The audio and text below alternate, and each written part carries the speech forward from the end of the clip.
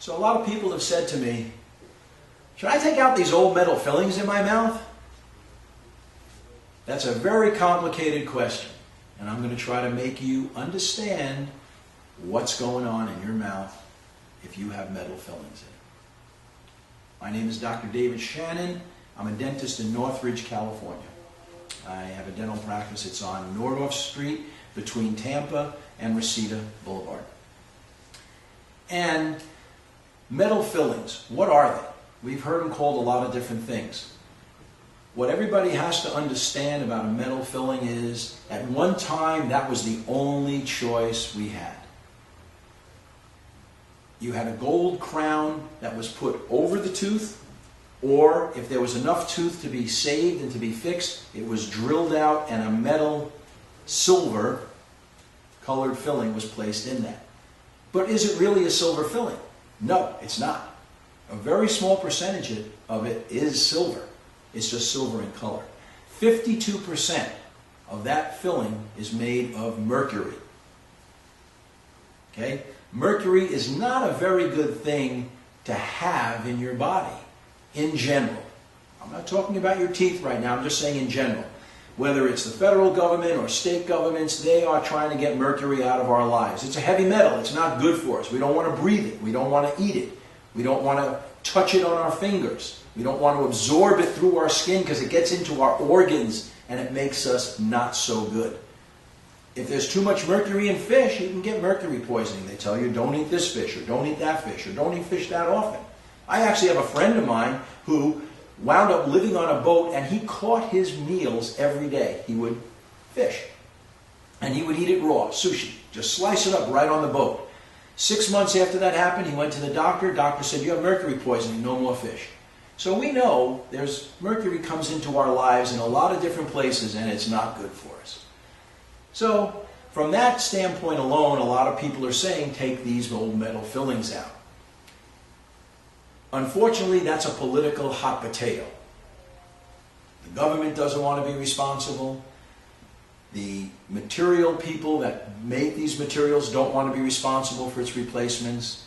The dental society as a whole doesn't want to be responsible for that. So nobody's willing to make a stand and say, this isn't good for you, get it out of your body. So officially, as a dentist, I am not allowed to say, take it out of your body. So with that, I'm going to leave that alone and put it on the table. You decide. You no longer have mercury in your thermometers. You no longer have mercury in your food. You no longer have mercury in the chemicals and the things that are in your house, in your home, at your workplace. It's been removed from every aspect of the water supply system. The only place it's left is in your teeth. You be the judge. You're an adult. You decide what you want to do with those. What I want to talk about is just if it's in your mouth and you go to the dentist, what are you to do? Well, if it's a really large filling, that metal is strong. I mean, it's made up of silver, it's made up of nickel, it's made up at one time it was made up, copper was in it, lots of heavy, strong metals, all bound together by this liquid that hardens mercury. So you've got this big metal filling in your tooth, and it's been there for 15 years. You're chewing on it, you're happy with it, everything is great. It looks a little black maybe, but that's okay. Other than that, it's in the back. Nobody sees it. Nobody cares. But here's my concern. You have this big filling, and I see this every day in my practice without fail. Somebody bites down on something really hard, and that metal piece shifts. It's not going to break apart because it's metal. I mean, try pulling a nail out of a piece of wood. I mean, you're yanking on it and pulling and pulling. Nothing happens to that metal. The nail eventually comes out. It doesn't break apart. Well, the same thing with your filling. It shifts, it doesn't break apart under the stress of chewing, and what happens is your tooth cracks. Now, because you've had this filling in your mouth for 20 years, 15, 20 years, now you've got a broken tooth. Now the filling drops out as a big clunk on the floor, or down the drain, or wherever it goes, or you swallow it because you're eating dinner when it happened, and you thought it was part of your wife's cooking, and the tooth is missing. Now you need a crown on your tooth. Now you need something major done to make that tooth whole again. And that, unfortunately, is a shame, because if you would have looked at that filling, if the dentist would have said to you, and you would have listened to him, you know what, you have a really big filling in there, you've gotten a lot of meals on that filling, I think you should take it out and replace it with something conservative the newer materials, the better materials that give, that have a little more elasticity to it, that would allow some movement so your tooth won't crack, you'd have that tooth in perfect condition for the rest of your life. But now you've got a major condition that has to be approached.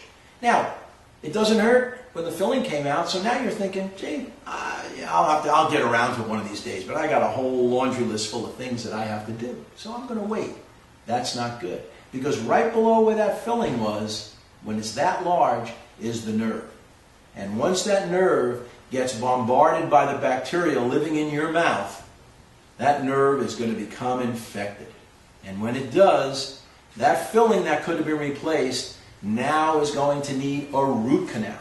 And now it's going to need a post to strengthen that root after the root canal is done. And now it's going to need a crown to rebuild it back to where it was.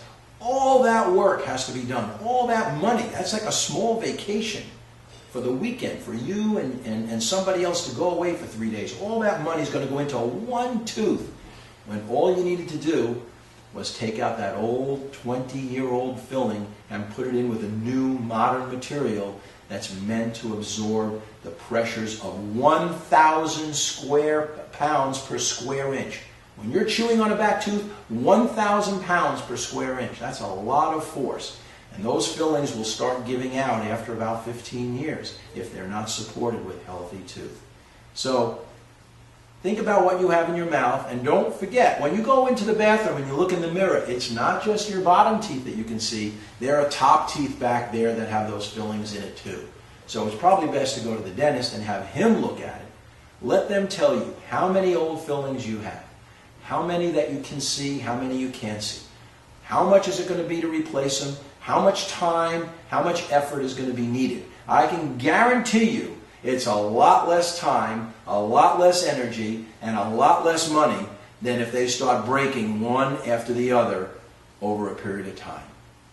So I hope this video was helpful for you. We have lots more on different subjects. Feel free to look through and see if there's something else you'd like to see. Call us. Come in for a consultation and see if we can answer some of your questions, and we'll get you back on chomping away 1,000%, 1,000 pounds. Thank you.